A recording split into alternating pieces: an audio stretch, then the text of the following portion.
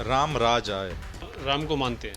हाँ बिल्कुल बिल्कुल, मैं राम को खुल के मानता हूँ कि सबसे ज्यादा नबी की गुस्ताखी करने वाले हमारे अपने मुसलमान होते हैं। नाम की तो दाढ़ी टोपी चोला पहनते हैं, लेकिन नबी की बात को शायद 10% भी नहीं मानते हैं। 90 तो छोड़ दीजिए। प्लीज सारे सनातनियों से मैं हाथ जोड़ के बोल रहा हूँ कि आज के मुसलमान इस्लाम से उनका कोई लेना देना नहीं है, कोई लेना देना नहीं। इस्लाम कुछ और कहता है, मुसलमान कुछ और हैं। मुझे यकीन है कि सनातनी भाई अपनी उपनिषद को पढ़ेंगे, गीता को पढ़ेंगे जैसे आचार्य जी पढ़ा रहे हैं, लेकिन मुसलमान कुरान नहीं पढ़ेगा खुद से समझ के। सबसे ज़्यादा कट्टर मुसलमान ही है। गाली तो आपको भर भर के मिलने वाली है। बहुत मज़ा आने वाला है मुझे। 14 साल से मैं इसका एक्सपीरियंस कर रहा हूँ। दीन से फिर जाते हैं तो दूसरी कौम पैदा लेके आता है। ठीक है, मेरे लिए सनातनियों के तरफ से बहुत सारी कुछ घोषणाएं हैं और बहुत जल्द कुछ अच्छा होने वाला है। मुझे पता है कि लोग मुझे धमकी दे रहे हैं, मेरे मोबाइल में ऑडियो भी है, जो कितने मुसलमान हैं बोल रहे हैं कि मैं तुम्हारे गोली मारूंगा। कश्मीर में जो हमले हो रहे हैं वो कैसे हट सकता है,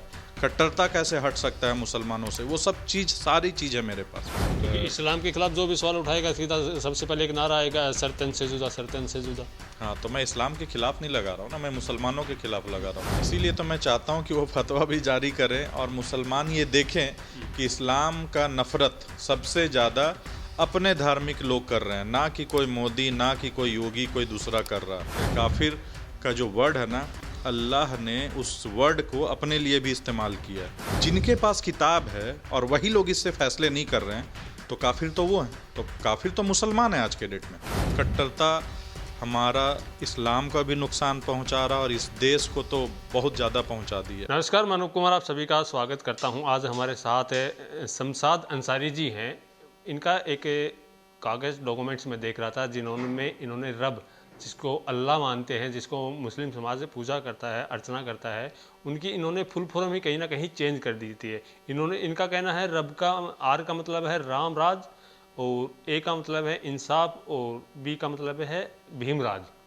आखिर इन सब का मतलब क्या? एक रब की परिभाषा ही मुस्लिम समाज जिसको पूजता है, जिसके लिए मक्का मदीना जाता है, उसकी परिभाषा ही आपने चेंज कर दी है। उनको राम से जोड़ दिया, वो राम से तो नफरत करते हैं। रब का मतलब होता है अरबी में परवरिश करने वाला, मतलब पालने वाला। और वही चीज़ होता है जैसे हमारे माँ बाप हमें पालते हैं, तो वो भी रब के दायरे में आते हैं। तो रब जो होता है वो पूरी दुनिया का एक है।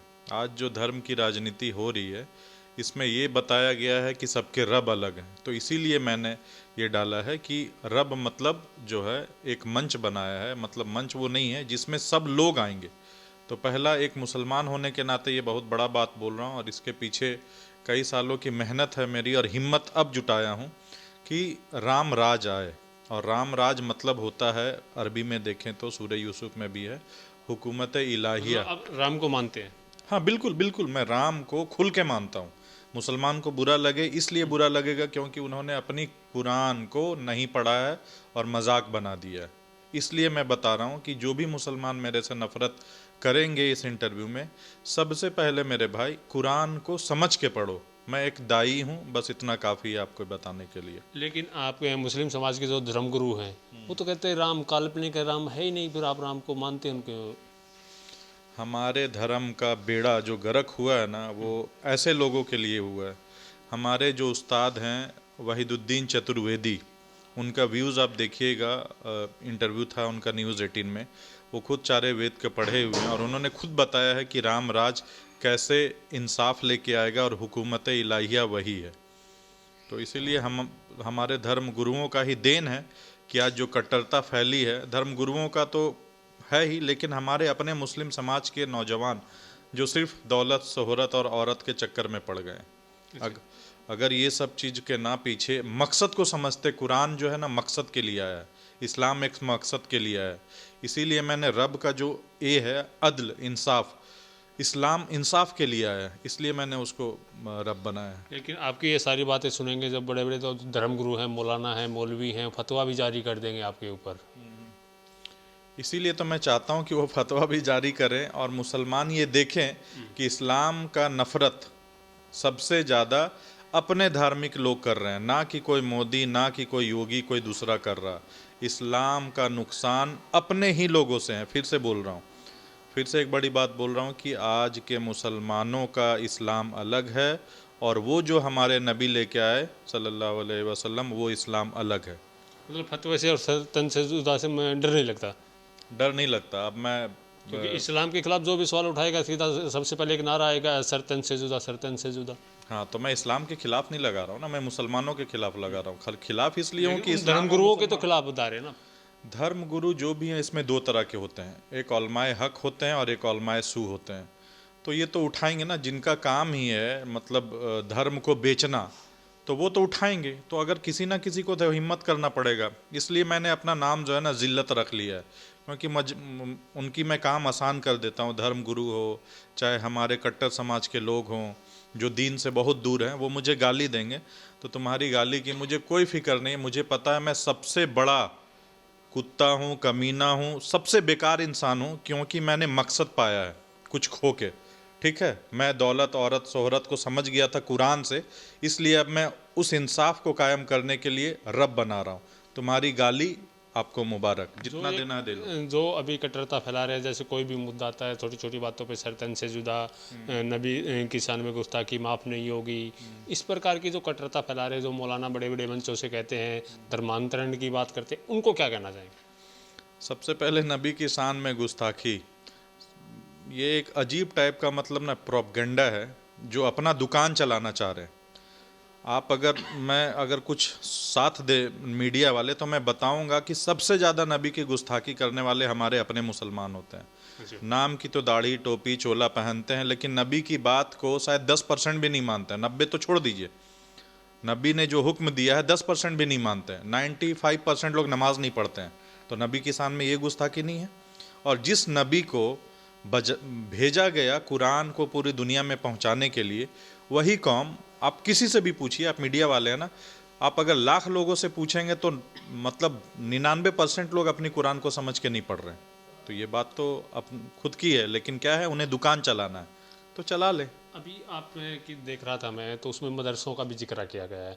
तो मदरसों में कहा जाता है कि इस्लाम की तालीम दी जाती है, उससे भी आपको दिक्कत है? इस्लाम की तालीम नहीं दी जाती है, इसीलिए मैं चैलेंज है मेरा, बस बहुत अजीज़ाना चैलेंज है कि जो भी मुफ्ती कराम और जो भी समझ रहे हैं कि उसमें इस्लाम की तालीम दी जाती है, तो आज मेरे देश में जो हाल हुआ है इस्लाम का, वो आप लोगों के ज़रिए अगर नहीं हुआ है तो किन के ज़रिए हुआ है। मैं अब जो चैलेंज करने वाला हूँ कि अगर आप वाकई में इस्लाम की दिए हैं तालीम, तो अमल से मुझे चैलेंज करके बताइए, अमल से, इल्म से नहीं। क्योंकि सूरह जुमा में इल्म का मतलब गधों का वो है, किताबों का बोझ लिए हुए, तो वैसा इल्म नहीं चाहिए मुझे। इंजीनियर अली मिर्ज़ा वाला इल्म नहीं चाहिए जो एक जगह बैठ के। मैं बोल रहा हूँ अमल से मुझे साबित करे कि जो मेरी तरह अमल किया हो। मैं अपने आप को आगे कुरानिक लीडर भी घोषित कर रहा हूँ 3 देशों का, क्योंकि मैं तालिबान की जेल में रहा हूँ 14 दिन। क्यों गया था वहाँ? जाकिर नायक साहब से मिलने गया, उन्होंने मना किया, तब आज मैं जलील होकर अपने आप को गाली दे रहा हूँ। ठीक है, तो इसलिए चैलेंज कर रहा हूँ कि अगर आपने इस्लाम में दीन की तालीम दी है तो मेरा चैलेंज एक्सेप्ट करें और अमल से मुझे बताएं कि नबी सल्लल्लाहु अलैहि वसल्लम ने जो 3 अमल किए हैं, आप लोगों ने कितने किए हैं। पहला इबादत, दूसरा दावत, तीसरा इकामत। फिर आ जाए मेरे पास, या फिर मेरी वीडियोस देखें, मेरी वीडियोस देखें मैंने कितनी कुर्बानी दी है। आज भी मैं गाली सुन रहा हूँ। रब मंच नाम का है यूट्यूब चैनल, आप उसको देखें, मेरी स्ट्रगल की मैंने क्या क्या छोड़ा है। आप इस्लाम धर्म से को मानने वाले, इस्लाम धर्म से आप आते हैं और आप उसी पे बार बार सवाल उठा रहे हैं, उनके धर्म गुरुओं पे सवाल उठा रहे हैं और उनकी कट्टरता पे सवाल उठा रहे हैं। कह रहे हम अपने मुस्लिम हैं तो गर्व से कह रहे हैं और कट्टरता अपना रहे, तो आपको दिक्कत क्या है? वो अपने धर्म का प्रचार कर रहे हैं तो उसमें दिक्कत क्या है? इसीलिए तो मैं उठा हूँ ना। मुझे पता है कि लोग मुझे धमकी दे रहे हैं, मेरे मोबाइल में ऑडियो भी है, जो कितने मुसलमान हैं बोल रहे हैं कि मैं तुम्हारे में गोली मारूंगा। कोई भी वीडियो में डॉट डॉट नहीं कीजिएगा, खुल के मैं बोल रहा हूँ। लोग मेरी में गोली मारना चाहते हैं, चोट कर रहे हैं, सब कुछ कह रहे हैं, चलता है ये सब। इसलिए मैं अपने आप को जिल्लत नाम रख रहा हूँ, क्योंकि सूरह मायदा खोल लेना, अभी खोल लेना, सूरह मायदा की 54 नंबर आयत है। अल्लाह कहता है कि जब लोग दीन से फिर जाते हैं तब मैं ऐसी कौम पैदा करता हूँ कि जो गाली को पसंद करते हैं, वला यखाफून लौमत लाइम। तो मैं उसी में से हूँ। ठीक है, गाली दो चाहे कुछ भी करो, मतलब गाली दो कुछ भी चलो, आखिर मकसद है लेके क्या मकसद क्या चाहते क्या है? आखिर चाहता ये हूँ दुनिया को बताने कि जो लोग इस्लाम से नफरत कर रहे हैं वो इस्लाम कुछ और है और आज के मुसलमानों का इस्लाम कुछ और है, बस यही बताना। और ये चीज़ बहुत बुरी लग रही होगी और मेरा मारने का प्लान और सब चीज़ करेंगे, लेकिन मेरे साथ वही रब है जो पूरी दुनिया का रब है। मौत उसके हाथ में है, सबको मरना है, आप फर्क नहीं कट्टरता को पड़ता। रोकने की बात कर रहे हैं, लेकिन वो लोग कह रहे हैं कि जैसे राम मंदिर बना, वो कह रहे हैं कि बाबरी थी, बाबरी है, बाबरी ही रहेगी। अब हमारा समय आने दो, एक बार हम फिर से बाबरी बना देंगे, तो कट्टरता तो है भी है ही ना, उसको कैसे रोक पाएंगे? ये कट्टरता नहीं है, ये नफरत की राजनीति है। सबको पता है कि जो जिस देश में है, यहाँ सेक्युलर मुल्क है, वो होना चाहिए। लियुज हिरहु अलद दीनी कुल्ली 3 जगह आया है कुरान में। अपने मुफ्तियों से पूछो दीन जो जाहिर होगा किस पे होगा, बाकी दूसरे का दीन रहेगा तब ना। तो कुरान तो कभी पढ़ना नहीं है। अपने मुफ्तियों कराम को मेरे पास जिन्होंने अमल किया है 3 अमल, वो भेजें। और एक ऐड कर लेता हूँ, वैसे मुफ्ती कराम से हाथ जोड़ के कहता हूँ कि अगर आप हक आलिम है ना, तो मेरी बात को पहले माने कि अगर आपका कुरान सुनने से आपके जिल्द और आंखों से आंसू जारी होते हैं तभी ये एक्सेप्ट कीजिएगा, नहीं तो वैसे आलिम मुझे नहीं चाहिए जिनका सीना कट्टरता से भरा हुआ है, नफरत से भरा हुआ है, और मेरे पास आ जाए। आपकी बातें सुनकर कहीं ना कहीं, और मैंने जो चीज़ें देखी उनको भी देख करके कहीं ना कहीं लगता है कि अब सनातन को वो कहीं ना कहीं प्रमोट करना चाह रहे, सनातन को मान रहे। तो अगर सनातन को मान रहे तो आप उधर से वापस आ जाइए। नहीं, मैं एकदम, आपका जो सवाल है ना, सनातन को प्रमोट करना चाह रहे हैं और सनातन में आ जाए, ये हुआ है ना, सनातन और इस्लाम को अलग किसने किया है? पॉलिटिक्स और धर्म गुरुओं ने ना। सनातन मतलब होता है जो सदियों से चला आ रहा है, ठीक है, अद्वैत वाला, वेदांत वाला सनातन। मैं प्रशांत आचार्य का भी सुनता हूँ, तो वो जो बात कर रहे हैं ना, वो वेद पुराण की जो बात कर रहे हैं, वो सनातनी और जो कुरान को पढ़ेंगे दोनों समझ में आएगा। तो ये दोनों अलग नहीं है, लेकिन अलग हमारे धर्म गुरुओं ने और उधर के लोगों ने किया है। तो हम तो प्रमोट करेंगे भाई सनातन को, किसी को तकलीफ है तो हो, लेकिन उस सनातन की जो वेदांत वाली है और जो वेद पुराण वाली है। मतलब मुस्लिम होकर के मुस्लिम इस्लाम को प्रमोट ना करके सनातन को प्रमोट करेंगे। देखिए, यही है, फिर से आपने गलत सवाल किया कि दोनों अलग नहीं है। जो मैं फिर से बता रहा हूँ, चतुर्वेदी साहब का, मौलाना वहीदुद्दीन चतुर्वेदी साहब को सुनिए। सनातन इस्लाम मेरे भाई, कोई भी धर्म जो है ना, वेद हो, गीता हो और ये सब चीज़ें ना देखें, आप पहले ये देखें कि धर्म की मूल ग्रंथ क्या है। बाइबल जैसे हो गया, हमारे में कुरान हो गया, फिर उपनिषद। डॉक्टर इसरार अहमद इस्लाम के बहुत बड़े स्कॉलर हैं, उन्होंने बताया कि अब्राहमिक रिलीजन का किताब उपनिषद है। मैं उसकी बात कर रहा हूँ। तो प्रशांत आचार्य जी खुद बोल रहे हैं कि अभी 130 करोड़ आबादी हिंदुओं की है, इसमें लाख भी सनातनी नहीं निकलेंगे। तो मैं उनकी बात कर रहा हूँ। और सनातन, मुझे लगता है कि पूरा अच्छे से, मुझे यकीन है कि सनातनी भाई अपनी उपनिषद को पढ़ेंगे, गीता को पढ़ेंगे जैसे आचार्य जी पढ़ा रहे हैं। लेकिन मुसलमान कुरान नहीं पढ़ेगा, खुद से समझ के नहीं पढ़ेगा। तो हम अल्लाह की इबादत करते हैं, 5 टाइम अल्लाह की इबादत करते हैं, उससे भी लोगों को दिक्कत है। वो इबादत अच्छे से पता है कि कौन कैसे हैं। ठोंगे मारने से, सिर्फ 5 मिनट की जाके मस्जिदों में नमाज़ पढ़ लेने से वो इसको इबादत नहीं कहते हैं, वो इबादत का मजाक है। मैं इसको बहुत, मतलब सबसे पहले बस बार बार एक ही बोल रहा हूँ, कुरान समझ के पढ़ो, ज़िंदगी बदलेगी और कट्टरता ख़त्म होगी। कट्टरता हमारा इस्लाम का भी नुकसान पहुँचा रहा और इस देश को तो बहुत ज़्यादा पहुँचा दिया। आपकी ये सारी बातें सुनने के बाद सोशल मीडिया पे भी बहुत से सवाल उठेंगे और लोग भी बहुत से सवाल उठाएंगे, मुस्लिम समाज के लोग भी और जो धर्मगुरु वो भी सवाल उठाएंगे। ऐसी ऐसी कोई भी अगर बात उठाता है तो एक बात कह देते हैं कि ये मुस्लिम है ही नहीं, मुस्लिम का चोला पहन करके मुस्लिम इस्लाम को बदनाम करने की इनकी साजिश है। बहुत सही, इसीलिए मेरा नाम जिल्लत है। प्यार से मुझे जितनी गाली देना दे लो मेरे भाई, मैं वो सब झेलने के लिए तैयार हूँ। मैं किसके लिए कर रहा हूँ वो मुझे पता है। इन्ना सलाती वत जो है ना, वो आयत कि मैं, मेरा जीना मरना उस रब के लिए, इसीलिए मेरे दिल में जो रब आया है ना, वो उसी के लिए। मुझे ना, मैं अपने लिए नहीं जी रहा हूँ, मुझे पता है मैं किसके लिए कर रहा हूँ। तुम्हारा सर्टिफिकेट का ज़रूरत नहीं है, तमाम मौलवियों मुफ्तियों सबको ये बता दीजिए, किसी की सर्टिफिकेट नहीं चाहिए। चैलेंज है। मेरा सर्टिफिकेट सिर्फ कुरान है, जो मेरा यहदी कल्बा जो है, मेरा दिल को जो गाइड करता है। तुम्हारी सर्टिफिकेट नहीं चाहिए। मतलब सब जो भी हैं, मुफ्ती हैं, मौलाना है, सबको खुला चैलेंज कर, खुला चैलेंज है, खुला चैलेंज है, कहीं पे भी आ जाएं।